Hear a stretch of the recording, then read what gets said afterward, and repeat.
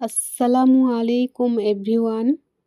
ঈদের দিন থেকে কালকে প্রচণ্ড ব্যস্ত থাকায় আমি সেরকম পরপর বেশ কয়েকদিনই রেসিপি দিতে পারিনি। রোজা নিয়েও ব্যস্ত ছিলাম।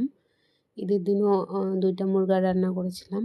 আর কালকে তো সারাদিন পুকুরে মাছ ধরা নিয়ে ব্যস্ত ছিলাম। তো সেরকম কয়েকদিন থেকে আমি দিতে পারিনি ভিডিও। তো বোয়াল মাছ যেটা সবথেকে বড় যেটা 4.5 কিলোর বোয়ালটা, সেটা কালকে দুপুরে রান্না হয়েছে, রাতেও হয়েছে, এমনকি আজকেও হলো, আজকে দুপুরে।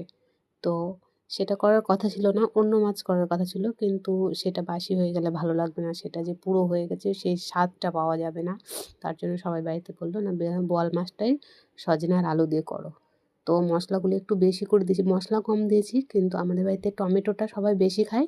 টমেটো আর পেঁয়াজ কুচি বেশি দিয়েছি, আর মশলা অনেকটা দিয়েছি। দিয়ে ভালোভাবে কষে বোয়াল মাছটা সজনে আর আলু দিয়ে কারি করলাম।